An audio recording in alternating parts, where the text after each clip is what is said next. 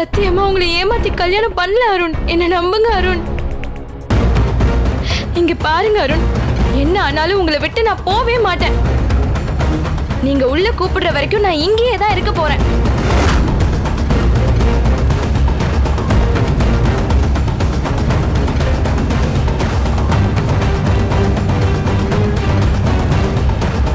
அருண் அருண் அருண், நான் சொல்றத கேளுங்க.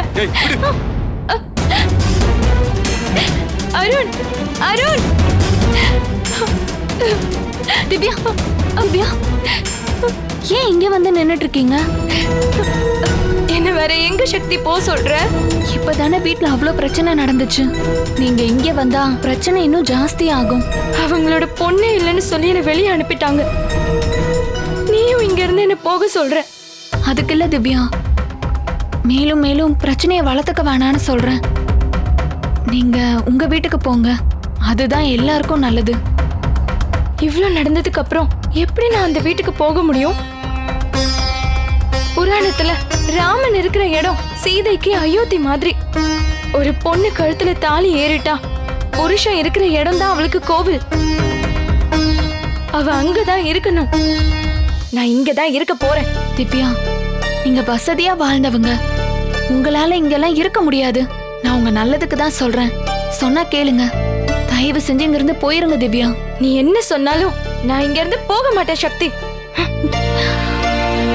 திவ்யா, அண்ணா உங்களை மனைவியாவே ஏத்துக்கல. நீங்க அவரை ஏமாத்தி கல்யாணம் பண்ணிட்டீங்கன்னு உங்க மேல கோவத்துல இருக்காரு. அண்ணனே ஏத்துக்காத போது உங்களால எப்படி இங்க இருக்க முடியும்? அவர் கூட வாழ முடியும்? என்னோட நிலைமைய பாத்தியா சக்தி? பிறந்த வீடும் இல்லாம புகுந்த வீடும் இல்லாம உங்க அண்ணன் கட்டின தாலியோட இப்ப நான் ரோட்ல நின்னுட்டு இருக்கேன். இப்படி எல்லாம் பேசாதீங்க திவ்யா. ருத்ராமா இப்ப கோவப்பட்டு பேசியிருப்பாங்க. மறுபடியும் நீங்க வீட்டுக்கு போங்க. உங்களை வீட்டை விட்டெல்லாம் போக சொல்ல மாட்டாங்க. நான் சொல்றத கேளுங்க, அவங்க கண்டிப்பா ஏத்துப்பாங்க. நீங்க இங்க வந்துட்டீங்கன்னு தெரிஞ்சாதான் அவங்க இன்னும் அதிகமா கோவப்படுவாங்க. எனக்கு யாரும் வேண்டாம், அருண் மட்டும் போதும்னு தான் நான் இங்க வந்திருக்கேன் சக்தி. நீ என்ன திட்டு பேசு அடி, ஆனா இங்க இருந்து போன மட்டும் சொல்லாத. ஏன் சொன்னா புரிஞ்சுக்க மாட்டேங்கிறீங்க? யார நம்பி இங்க இருப்பீங்க? அண்ணன் உங்களை வான்னு சொல்லாம என்னாலயும் உங்களை உள்ள கூட்டிட்டு போக முடியாது. இப்பவே உங்க 2 பேர் கல்யாணத்தையும் நான் தான் பண்ணி வச்சேன்னு என்ன தப்பா பேசுறாங்க. இப்போ உங்களை வீட்டுக்குள்ள கூட்டிட்டு போனா அதை உறுதியே பண்ணிடுவாங்க. உங்ககிட்ட கெஞ்சி கேட்டுக்கிறேன் திவ்யா, தயவு செஞ்சு நீங்க உங்க வீட்டுக்கு போங்க. உங்களால திரும்ப பிரச்சனை வரக்கூடாதுன்னு தான் நான் அதை சொல்றேன். வாங்க, நான் உங்களை வீட்டுல கொண்டு போய் விடுறேன்.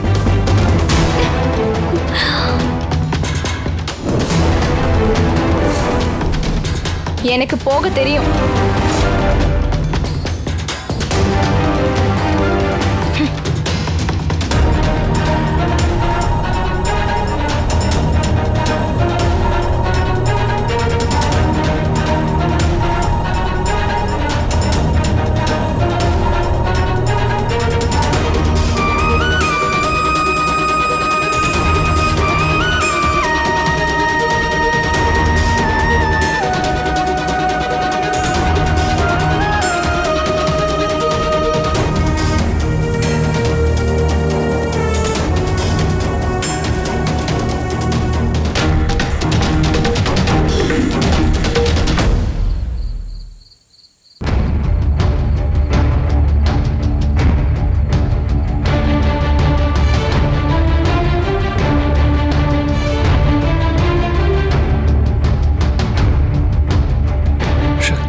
திவ்யாக்கு கல்யாணம் பண்ணி வைக்கணும். உண்மையிலேயே சக்தி தான் பண்ணி வச்சாளா இல்ல அவளுக்கே தெரியாம நடந்ததான் தெரியலையே. சக்தி கண்டிப்பா பொய் சொல்றதுக்கு வாய்ப்பே இல்லை. அவளுக்கு தெரியாம தான் இந்த கல்யாணம் நடந்திருக்கணும். வேற யாரோ இதை பண்ணிட்டு சக்தி மேல பழி போட்டிருக்காங்க. பாவம், எல்லாரும் சேர்ந்து சக்தியை ரொம்ப திட்டாங்க. இந்நேரம் அவ என்ன பண்ணிட்டு இருக்காளோ, மனசு ரொம்ப கஷ்டப்பட்டிருப்பா. அத்தையும் அவளை வீட்டுக்கு வர வேணான்னு சொல்லிட்டாங்க. இதுக்கப்புறம் எப்படி அவளை பார்க்க போறோம் தெரியலையே.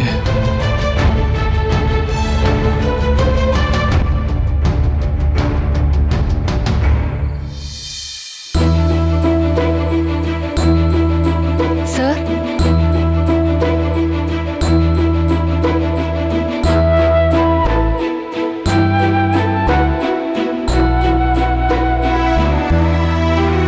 சக்தி,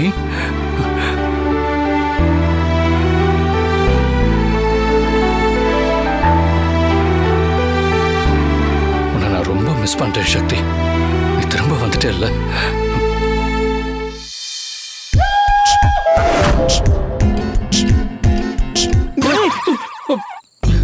என்னடா ஆச்சு? என்ன போய் கட்டி பிடிக்கிற?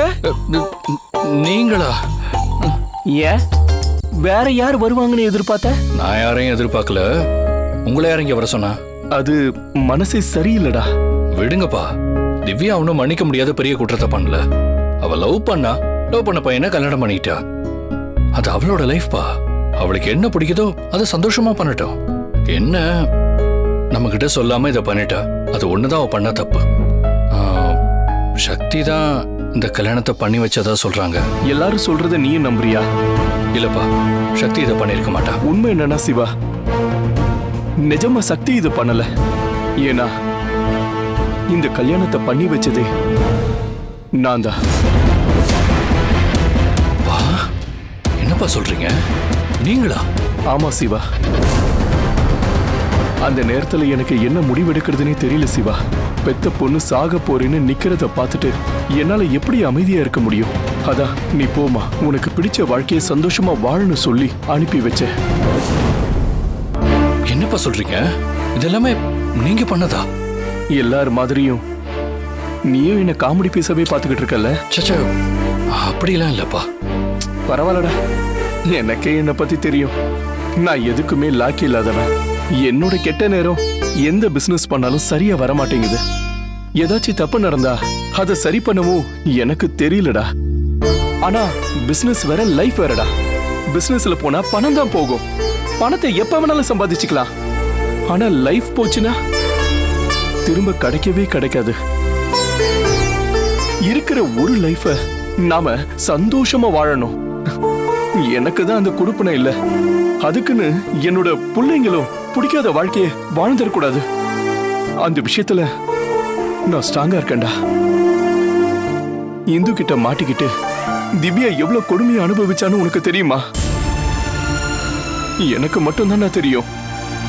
என்னால இந்துவ எதிர்த்து நிக்க முடியல. அதே சமயத்துல என் பொண்ணோட வாழ்க்கை வீணா போக கூடாது. அதான் யாருக்கும் தெரியாம இத நான் பண்ண. என் பொண்ணு நல்லா இருக்கணும்னு நினைச்சதுல எந்த ஒரு தப்பும் இல்லையே. சச்சா, இல்லப்பா, நீங்க பண்ணதான் சரி. இது திவ்யா என்கிட்ட சொல்லியிருந்தாலோ இல்ல இந்த விஷயம் எனக்கு தெரிஞ்சிருந்தாலோ நானே இதான்ப்பா பண்ணிருப்பேன். திவ்யா நல்லா இருக்கணும், அவளுக்கு எந்த குறையும் வந்துடக்கூடாது. பெத்தவங்களோட மிகப்பெரிய சந்தோஷமே தான் பொண்ணு கழுத்துல தாலி ஏறத பாக்குறதுல தான் இருக்கு. என்னால என் பொண்ணு கழுத்துல தாலி ஏறத என்னால பார்க்க முடியல. நல்லா இருமான்னு வாழ்த்தி ஆசீர்வாதம் பண்ணி அனுப்புறதுக்கு கூட என்னால முடியல. பா பா, இப்ப கூட இதை நான் ஏன் சொல்றேன்னு தெரியுமா? அவ உன்னோட தங்கச்சி, உன் ரத்தம்டா. என்னைக்குமே அவளை நீ கைவிட்டுறாதடா. எல்லாரும் அவன் மேல கோவமா இருப்பாங்க. கொஞ்ச நாள்ல அந்த கோவம்லாம் போயிடும். ஆனா என்னைக்கு நீ திவ்யா மேல கோவப்படுறதரா? இல்லப்பா, என்னைக்குமே நான் அவன் மேல கோபமும் பட மாட்டேன். அவளை சீக்கிரத்துல விட்டு கொடுத்துடவும் மாட்டேன். நீ திவ்யா பக்கம் சப்போர்ட்டா என்னைக்கும் இருப்பல, எனக்கு அது போதும்டா. இப்பதான் என் மனசுல இருக்கிற பாரம் குறைஞ்சி நான் நிம்மதியா இருக்கேன்டா.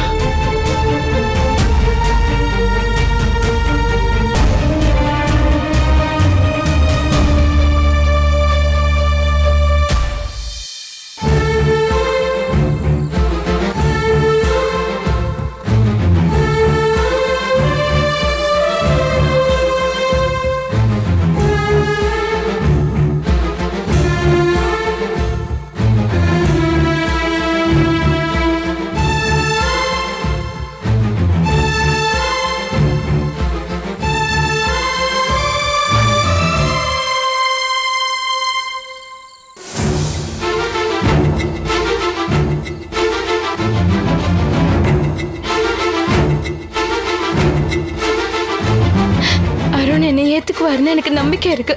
இல்லைன்னா சக்தியாச்சும் உள்ளவான்னு கூப்பிடுவா. யாரு என்ன சொன்னாலும் திருப்பி என்னோட வீட்டுக்கு மட்டும் போக கூடாதுன்னு முடிவு பண்ணிட்டேன். என்ன ஆனாலும் எவ்வளவு கஷ்டம் வந்தாலும் இதுதான் என் வீடு. இங்க இருந்து நான் போகவே மாட்டேன்.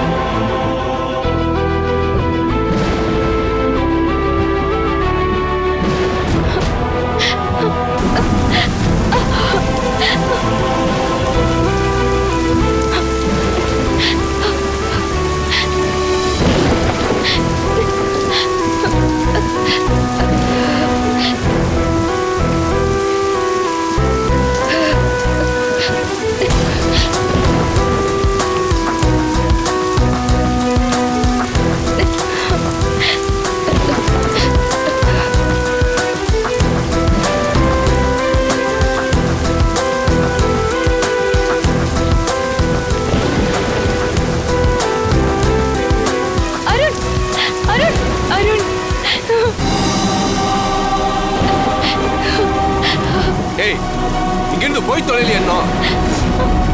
ஏய், முதல்ல எங்கிருந்து போடி. அருண், அருண், அருண்.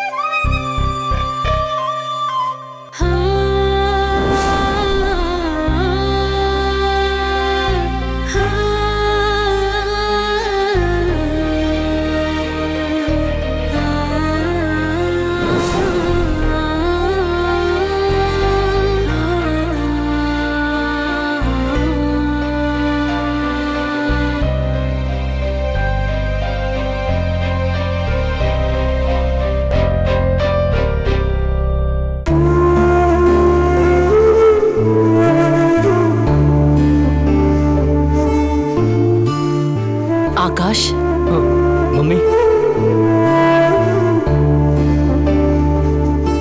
ஏன் சாப்பாடு வேண்டான்னு சொன்ன? பசி இல்ல மம்மி. போன்ல என்ன பார்த்துட்டு இருந்த? எதுவும் இல்ல மம்மி. நான் உன் அம்மாடா. நீ எந்த நேரத்துல என்ன பண்ணுவேன்னு எனக்கு நல்லாவே தெரியும். நான் பெரிய தப்பு பண்ணிட்டேன்ல.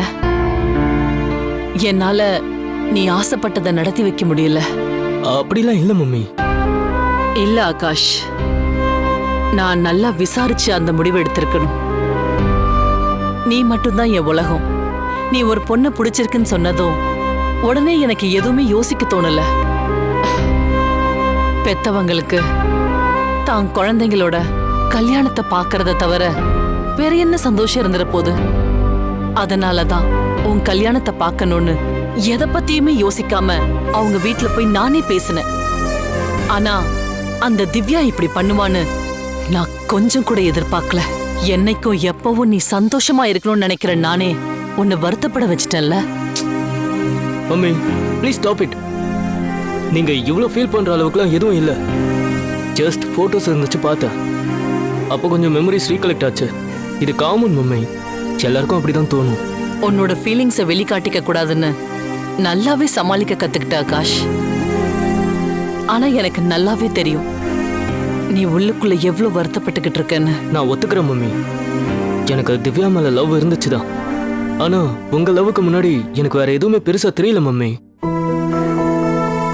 எனக்கு எப்போ எது நடந்தாலும் அதோட மோட்டிவேஷனா நீங்க தான் இருப்பீங்க. இதே இடத்துல வேற யாரா இருந்தாலும் ருத்ராமா குடும்பத்து மேல கோவப்பட்டு அவங்கள ஏதாவது பண்ணிருப்பாங்க. ஆனா நீங்க அப்படி இல்ல மம்மி. பொண்ணுங்களுக்கு பொறுமை இல்லைன்னு யாரோ தப்பா சொல்லியிருக்காங்க போல. என்னோட மம்மியை பார்த்தா கண்டிப்பா அதை மாத்தி எழுதிடுவாங்க. நிஜமா மம்மி, நீங்க பண்ற ஒவ்வொரு விஷயத்தையும் பார்க்கும்போதும் உங்களை மாதிரியே நானும் இருக்கணும்னு நினைச்சுப்பேன்.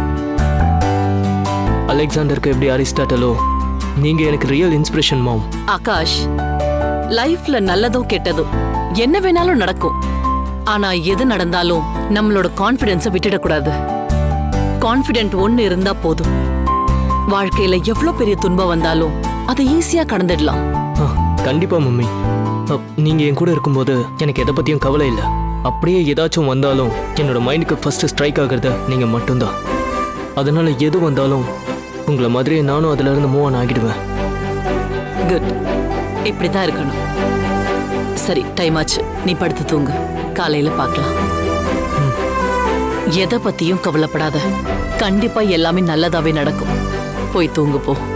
Okay mummy.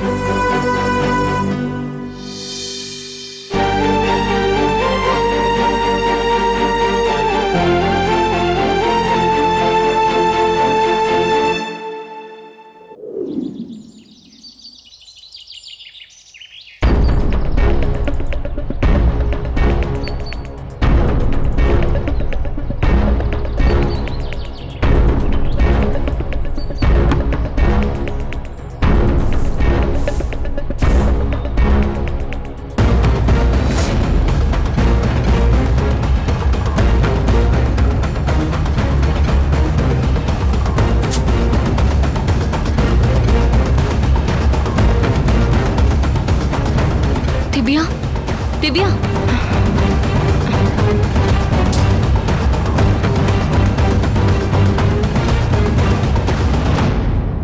நைட்டு முழுக்க இங்கேயே தான் இருந்தீங்களா? நீங்க வீட்டுக்கு போகலையா? இதான் சக்தி என்னோட வீடு. நான் எங்கேயும் போக மாட்டேன். ஐயோ, ஏன் திவ்யா, நான் சொல்றதே கேட்காம இவ்ளோ பிடிவாதமா இருக்கீங்க? நேத்து அவ்வளவு தூரம் நான் உங்ககிட்ட சொல்லிட்டு தானே போனேன். சக்தி, நீ உன் அண்ணன் சைடு மட்டும் பார்க்காத. என்னோட இடத்துல இருந்தும் கொஞ்சம் யோசிச்சு பாரு. இவ்ளோ தூரம் ஒரு பொண்ணு இங்க வந்து இருக்குன்னா உன் அண்ணனை நான் அந்த அளவுக்கு காதலிக்கிறேன். அருண் இல்லாம நான் இல்ல. நீங்க மட்டும் லவ் பண்ணா அது எப்படி திவ்யா லவ் ஆகும்? அண்ணனும் உங்களை ஏத்துக்கணும்ல. இங்க பாருங்க, உங்களோட நிலைமையை என்னால புரிஞ்சுக்க முடியுது. வேணும்னா கொஞ்ச நாள் வெயிட் பண்ணி பாருங்க. நான் அண்ணன் கிட்ட பேசி புரிய வச்சு உங்க வீட்டுக்கு கூட்டிட்டு வரேன். தயவு செஞ்சு நீங்க உங்க வீட்டுக்கு போங்க. அவங்க எல்லாரும் உங்களை தேட போறாங்க. நான் இங்கதான் வந்திருப்பேன்னு அங்க எல்லாருக்கும் நல்லாவே தெரியும். அவங்க என்ன கூப்பிட மாட்டாங்க. அப்படியே கூப்பிட்டாலும் எனக்கு அங்க போக விருப்பம் இல்ல. என் உயிர் போனா கூட அது அருண் இருக்கிற இந்த வீட்டுல தான் போகும். உன்னால கூட என் அண்ணின்னு ஏத்துக்கிட்டு வீட்டுக்குள்ள கூட்டிட்டு போக முடியாதா சக்தி?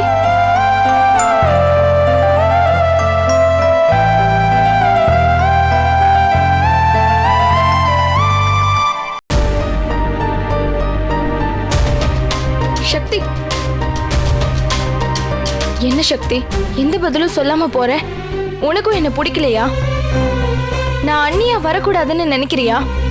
எவ்வளவு சொன்னாலும் கேட்க மாட்டீங்கன்னு தெரிஞ்சு போச்சு. இதுக்கு மேல உங்ககிட்ட பேசி புரிய வைக்கிறது ரொம்ப கஷ்டம்.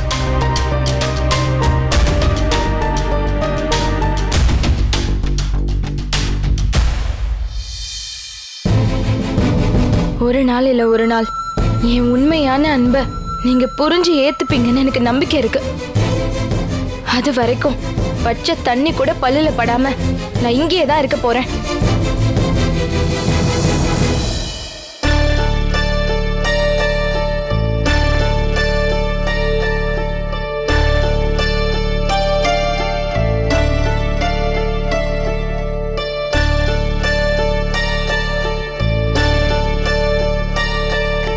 அம்மா, என்ன சக்தி?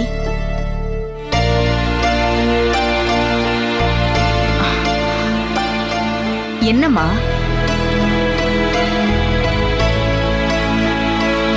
அம்மா, அது திவ்யா நேத்து நைட்ல இருந்து நம்ம வீட்டுக்கு முன்னாடி தான் நின்னுட்டு இருக்காங்க. நான் எவ்வளவோ சொல்லிட்டேம்மா. ஆனா திவ்யா நம்ம வீட்டுல தான் இருப்பேன்னு ரொம்ப பிடிவாதமா இருக்காங்க. கேட்கவே பாவமா தான் சக்தி இருக்கு. நாம எப்படி உள்ள கூப்பிட முடியும்? உங்க அண்ணனுக்கு தெரிஞ்சா ரொம்ப கோவப்படுவானே. ஏற்கனவே அந்த பொண்ணு மேல ரொம்ப கோவமா தான் இருக்கான். அதுக்காக திவ்யாவை வெளியில நிக்க வைக்கிறது ரொம்ப தப்புமா. சாப்பிட கூட இல்லம்மா. எப்படி பார்த்தாலும் திவ்யா நம்ம வீட்டு மருமக தானே. நான் அவங்கள உள்ள கூட்டிட்டு வரலான்னு முடிவு பண்ணிட்டேம்மா. ஆ, எனக்கு ஓகே தான் சக்தி. ஆனா உங்க அண்ணன் பிரச்சனை பண்ணா? அப்படி பிரச்சனை பண்ணா நீ எதுவும் பேசாத, நான் பாத்துக்கிறேன்.